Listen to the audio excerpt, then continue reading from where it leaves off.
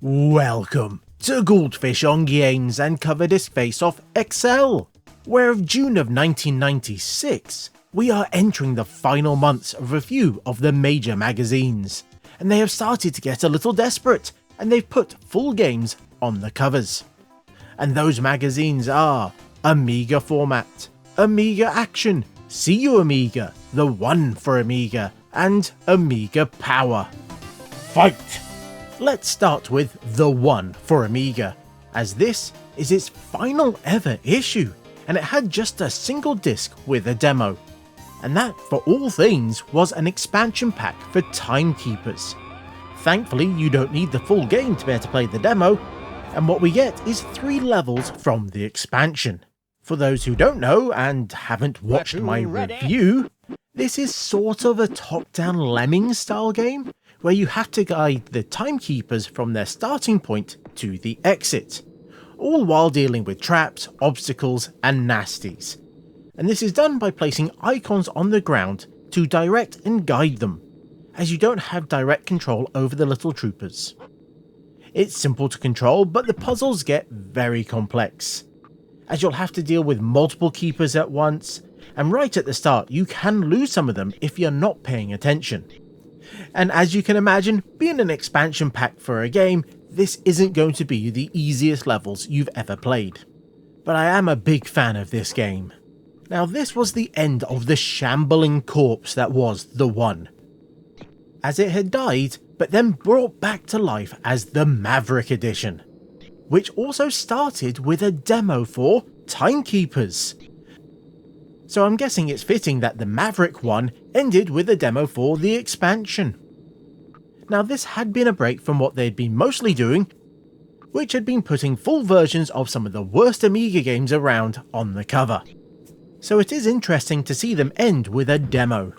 And if you'd like a more in-depth look at this magazine, as well as a Your Mum joke, then Dudley of Yesterday has you covered on both. And I'll leave a link in the description.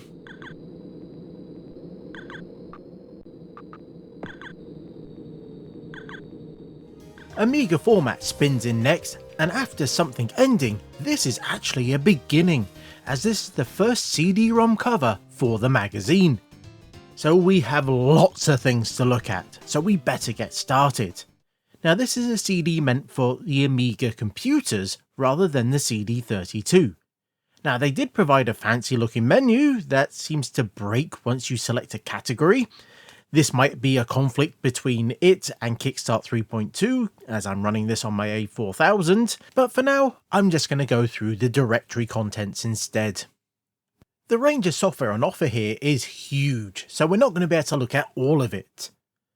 But I do think we should start in the PD folder, which isn't PD games, but software. And in the music folder, we will not only find Hippo Player, but also a huge range of mod files. So let's get some playing in the background,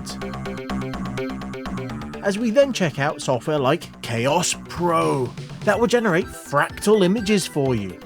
Well, slowly, but it will do it.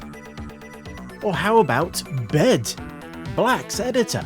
This is a text editor, and something like this is always handy to have, as trying to use the built-in edit isn't always great. And this one loads up quickly and seems to have all the basic functionality that you'd want. We also find a few alternative file browsers. Now, they haven't given us Dopus, but they have given us something quite similar like Ordering, that has that 2-column view. Now, clearly it's different as it has the buttons at the top of the screen, not at the bottom. Now, how about a tool that will show you all the free space that you have across your different partitions? That could be useful. Same could also be said for Tiny Meter, that shows you your free RAM and CPU. And there's far more of these little utilities in this folder. Now, looking around more, I found a second folder with more mods and Hippo Player again. I get the feeling that they were just throwing stuff at this CD and didn't really check to see what was on it already. There are also 14 different Charlie Cat cartoons that you can play back. If you use the right startup scripts, that is. And with so many of them, it would have kept you going for ages. There is also a whole folder dedicated to 3D, including 3D rendered images, which all look quite nice, and they're all across a different number of packages, including Lightwave, aka the program that made Babylon 5, to Imagine, the program I got for free from Amiga Format that when I used it on my A500 Plus, it took a few hours to render a simple torus. Fun times. But there's also a number of 3D rendered movies, which is very cool. Again, it's across various 3D packages, and some of them seem to play back better than others. Now these do actually serve a purpose other than just being fun to look at, and that is they also included a full version of Real 3D 2, as well as Real 3D 1 as well. I guess they figured they had the space to spare, so why not? Now this would take multiple issues of Amiga Format guides to really work out how to use this, but I was able to import a few models as they had plenty of space to provide them, and then managed to work out how to move the camera around. And then when I tried it again, I couldn't do it.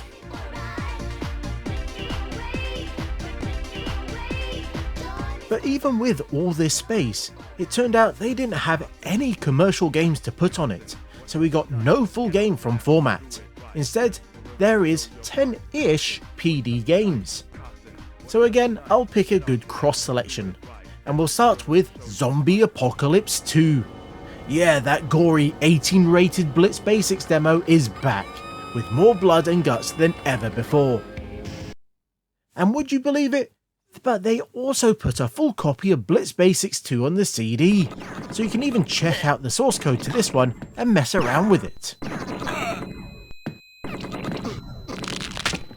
Now this game is very much like the original. You shoot at zombies and extras will fall down the screen. You'll lose health if they walk off the side of the screen, or if they shoot back at you, which I think might be new.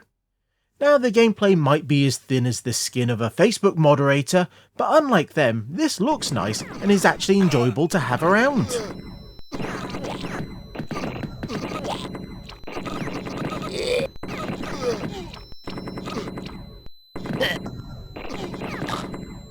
Peg It turns out to be a take on Peg Solitaire, where a bunch of people will walk into a grid to form a pattern, and then you have to use the jumping rules of Peg Solitaire to end up with a single person left.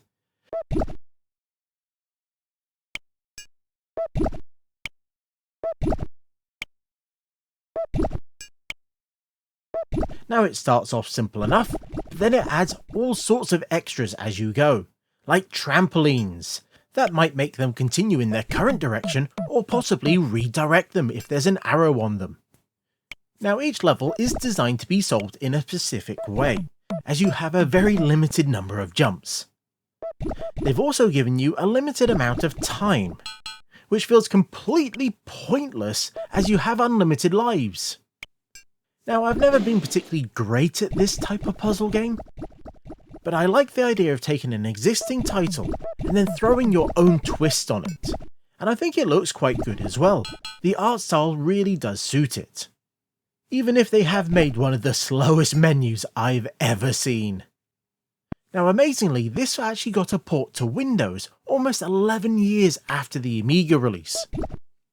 Outpost Solo Assault, an interesting game where you'll start on this grid and it will show you a route that you're going to be taking. Now each square has its own mini-game style thing for you to play. It might be asteroids where you have to fly around and try and avoid or shoot them, very much like those first levels of Wing Commander. And each time they hit, you'll lose a bit of your shielding, or possibly engine power. But get past that, and you'll have to have a lightsaber fight. That, well, I just wailed it around a bit, and I seemed to win. It seemed to have as much finesse as the films. The final unique one that I managed to find was when you had to take on these spaceships, and wow, they do look really quite nice. Now there could be far more to this game, but that was as far as I got. But it's all very impressive for a PD title.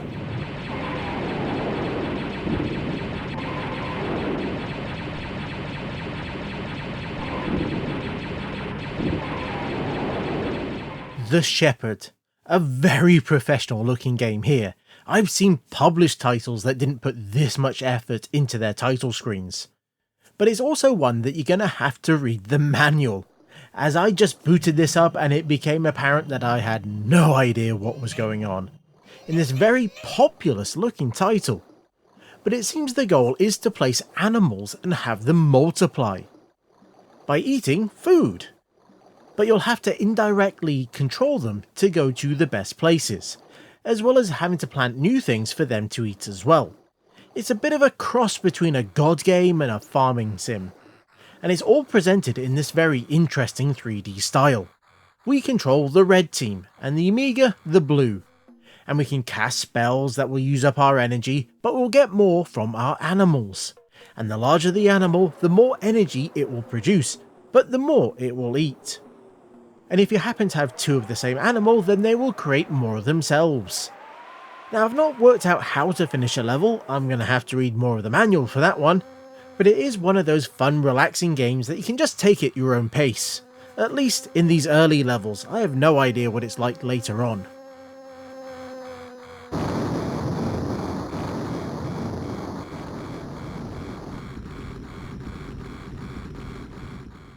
And finally, we have Breed 96. This appears to be a city builder simulation style game, but it's more like Utopia than SimCity, as you'll place down buildings including residential, food production, power, and all the others that you'd expect, and even roads. Now, at first it will just be putting down residential blocks, and then food and power to keep them all going, while then just randomly researching things because you have no idea what it is you're really trying to aim for. But then these creatures started to attack, and it took me a while to work out that this type of building is actually the defense. But you'll have to click on them and then manually fire, and then eventually they will fall down dead. Now, it turns out that there's far more depth here than I was really expecting from a PD game, as for a while I was just randomly placing things down and just researching what I needed, and then suddenly I sent a ship into space, and then a whole new world of icons appeared, and there turned out to be far more to this game than I expected, as I even got a chance to talk to the other races, and possibly even trade with them. There is something really interesting here, and I'm going to have to put some serious time into it and work out how it is that you play this game.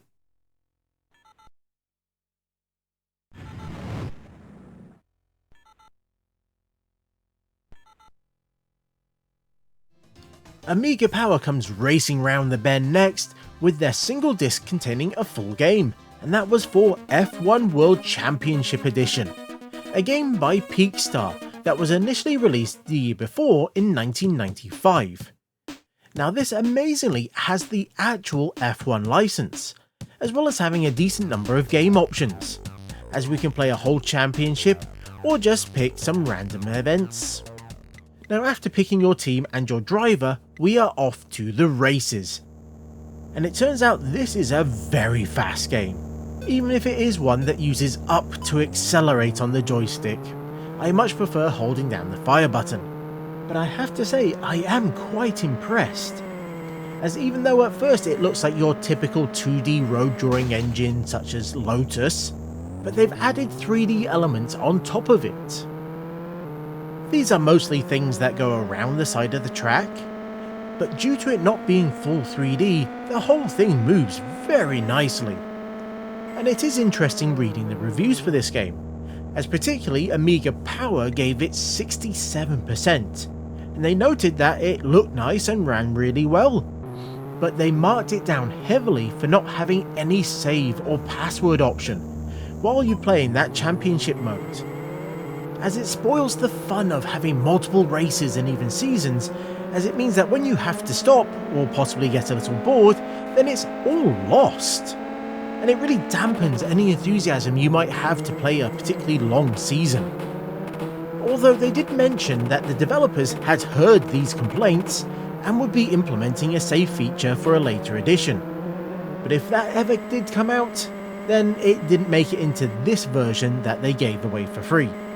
I wonder if they just promised this to the magazine hoping they would get a better score, knowing that there was very little chance that they would ever actually update the game, not for one coming out on the Amiga in 1995. But even with that, this is one of the better free games that I've seen given away, as it's a particularly solid racer, even if it is one that was obviously rushed out due to the platform dying off.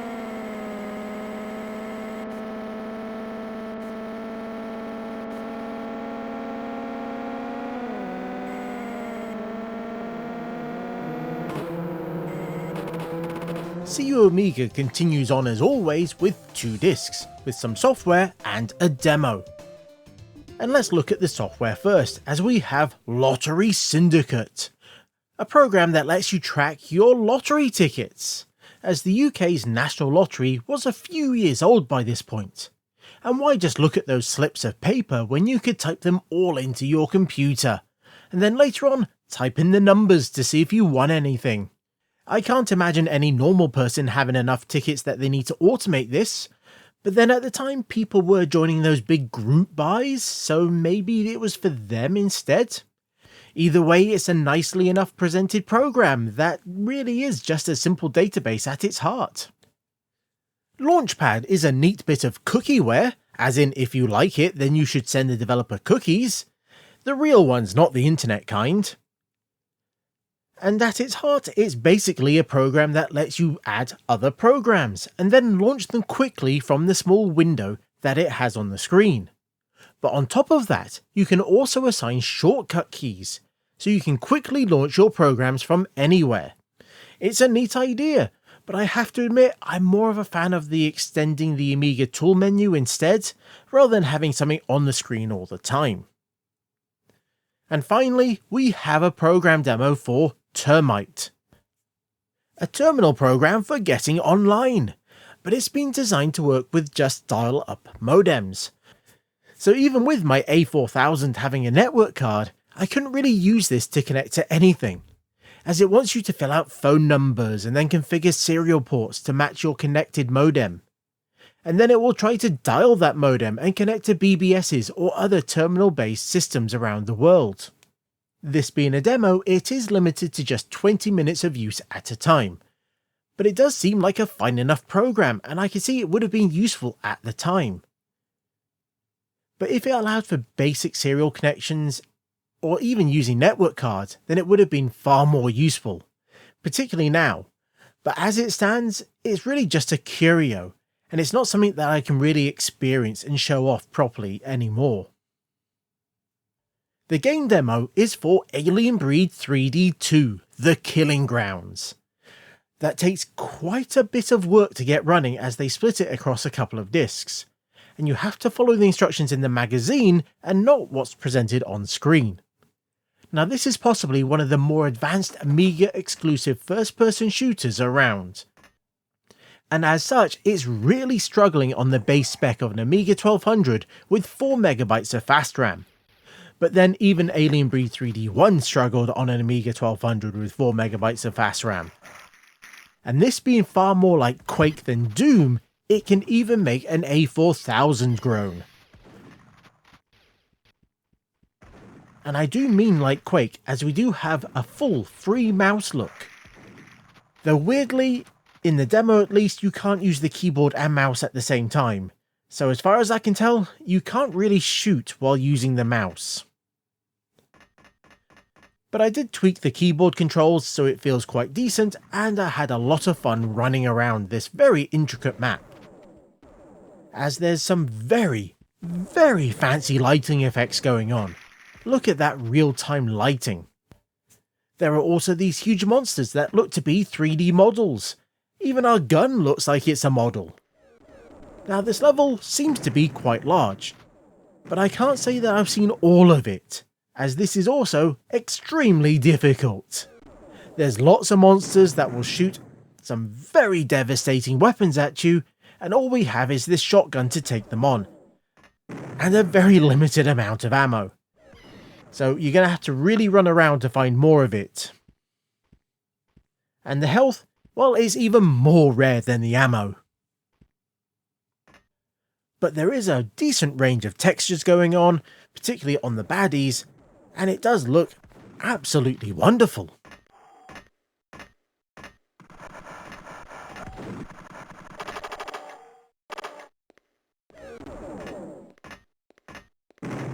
And finally we have Amiga Action, that across its 3 discs had a full game as well as a demo.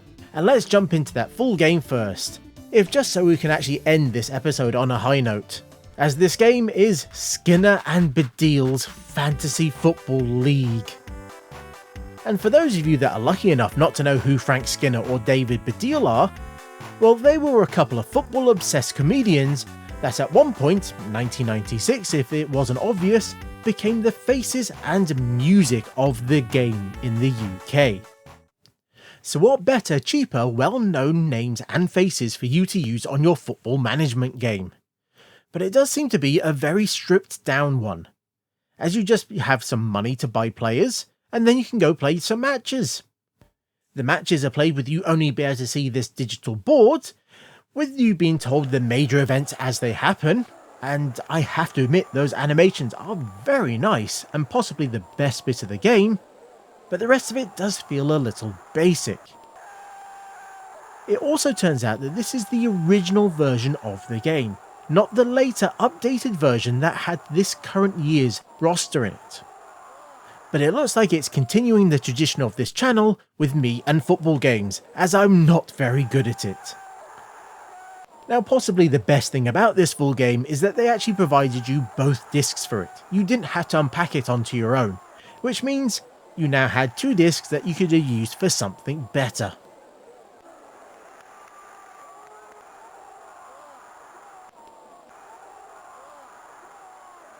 And our final demo is for Slam Tilt, with it giving you just 5 minutes to enjoy possibly the best table of all of them, Ace of Space. Now this is simply put an amazing pinball game, and one of the best on the Amiga. It looks absolutely great being an AGA only title, and it sounds awesome.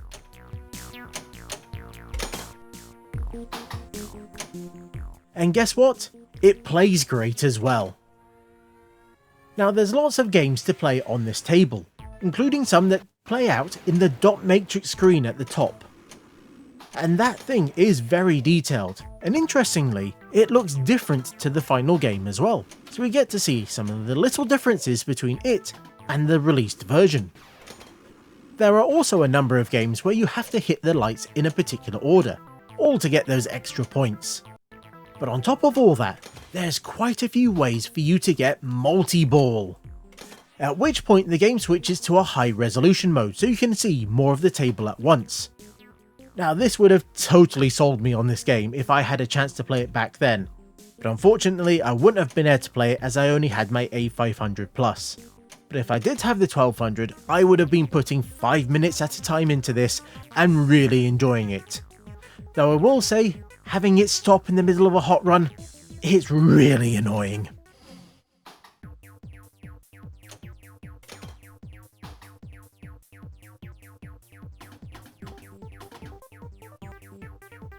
And that were the magazines, and it's interesting to see how things were in 1996. And it's time for me to give you my top 3 items that I found. In third place, well, I had to give it to Timekeepers. I am a big fan of the series, so I was always going to enjoy this one, and the levels that they provided were fun and tricky, even if it wasn't the best send-off for the one. In second place, I'm gonna have to give it to Breed 96. I know my description of the game was quite brief, but this is exactly the type of game that I really enjoy, and I was only just starting to scratch the surface of this game, so I really want to put more time into it. And first, well, it had to be Slam Tilt. Yeah, that 5-minute time limit is extremely annoying, but what a great table and demo. I would have been all over this if I had an A1200 back in the day. And there we have it, a look at the very last one for the Amiga, as well as checking out the first CD cover for Amiga Format. That was quite the month, and it is interesting to see how things are continuing to change for the platform. And if you have anything to say, as always you can let me know in the comments. And until next time, I was the Goldfish. That was a surprising amount of content for an Amiga cover CD, and this was Goldfish on Games.